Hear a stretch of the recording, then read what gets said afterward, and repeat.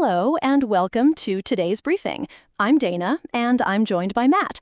We're covering a range of stories, from politics to economy and entertainment. That's right, Dana. We've got a packed show for you today. Let's dive right in.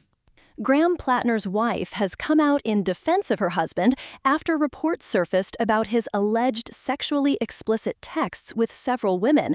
She called the media coverage shameful. That's quite a strong reaction. What do we know about these allegations against Plattner? The reports suggest that Plattner exchanged sexually explicit messages with multiple women. This has added to the controversy surrounding his Democratic nomination campaign in Maine. How has Plattner himself responded to these allegations?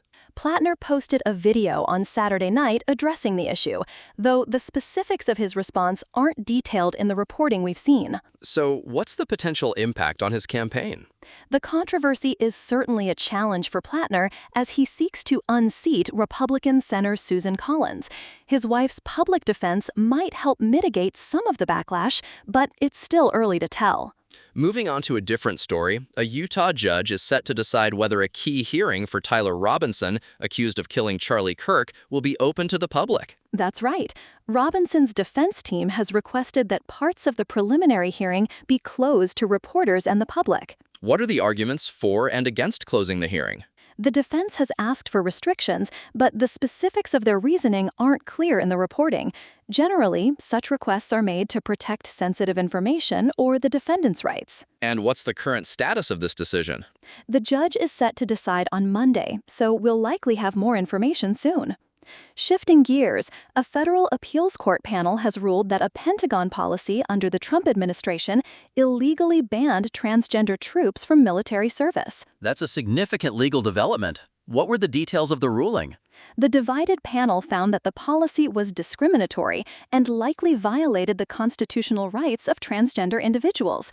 This decision upholds a lower court's ruling from March 2025. How does this ruling impact current military policies? The ruling is another setback for the Trump administration's policies on transgender military service. It suggests that such bans are legally vulnerable. Florida has filed a lawsuit against OpenAI and its CEO, Sam Altman, alleging that the company concealed serious risks associated with ChatGPT. The state claims that OpenAI knowingly released and marketed ChatGPT while downplaying its potential dangers. This is the first lawsuit of its kind brought by a U.S. state. What specific risks is Florida highlighting? The lawsuit alleges that OpenAI's actions could lead to increased violence and self-harm. The state argues that profit was prioritized over safety. How might this lawsuit affect OpenAI and the broader AI industry? This could lead to increased scrutiny and potential regulations on AI development and deployment. It sets a precedent for states to take legal action against AI companies. President Trump has stated that diplomatic talks with Iran are progressing rapidly, despite reports that Tehran had suspended negotiations. That's an interesting contrast. What's the current situation with these talks? Trump's comments suggest ongoing negotiations, but Iran's Revolutionary Guards have warned of direct war if regional red lines are crossed.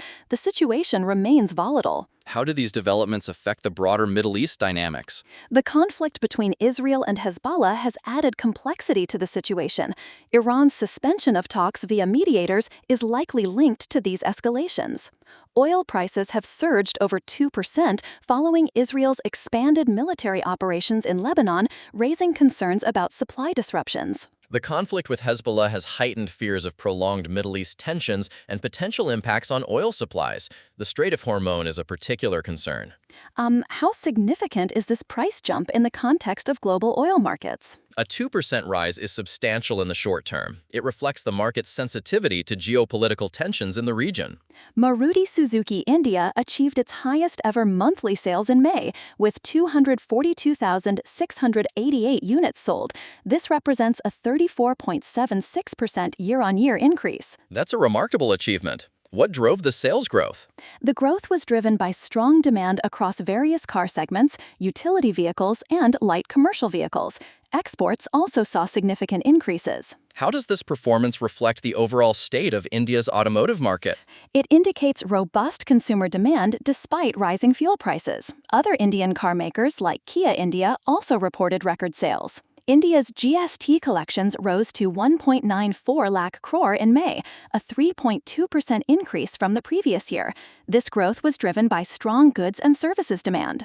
The collections were bolstered by import-linked revenues, though domestic revenue experienced a slight decline. This moderation followed a record April. What does this indicate about India's economic activity? It suggests continued economic growth, with imports significantly contributing to GST revenues. Spiro, an African EV platform, has secured $215 million in equity financing to expand its electric mobility and energy infrastructure. That's a significant investment. What will Spiro use these funds for? The investment will accelerate Spiro's battery swapping network and industrial footprint across 7 African markets. It positions Spiro as a leading clean infrastructure platform on the continent. The Philadelphia Eagles have traded wide receiver A.J. Brown to the New England Patriots, receiving a first-round pick in 2028 and a fifth-round pick in 2027. This trade reunites Brown with coach Mike Vrabel, who previously coached him in Tennessee. It's a significant move for both teams. How does this trade impact the Eagles and Patriots? The Eagles will have future draft picks, while the Patriots gain a talented receiver. This could impact their respective team strategies and performance. Raymond Berry, a Hall of Fame wide receiver and coach, has passed away at 93. He was known for his role in the greatest game ever played. Berry was a legendary figure in NFL history. What were some of his achievements? Berry led the NFL in catches multiple times and later coached the Patriots to their first Super Bowl appearance. His contributions to the sport are immense. Dua Lipa has married actor Callum Turner in an intimate ceremony at Old Marybones Town Hall in London. The couple, who have been together since 2024, kept the wedding private, with photos later shared on social media. How does this fit into the broader celebrity news landscape? Celebrity weddings often attract significant media attention. This one was notable for its intimacy and the couple's relatively low-key approach. The Ebola outbreak in Congo has now reported at least 282 confirmed cases. Survivors have shared their experiences with the media. What's the current status of the outbreak? The situation remains serious, with ongoing efforts to contain the virus. The number of cases continues to be a concern. How are health authorities responding to this outbreak? Authorities are working to control the spread, though specific details on their strategies aren't available in the reporting. That's all for today. Thanks for tuning in. Goodbye, and we'll see you later.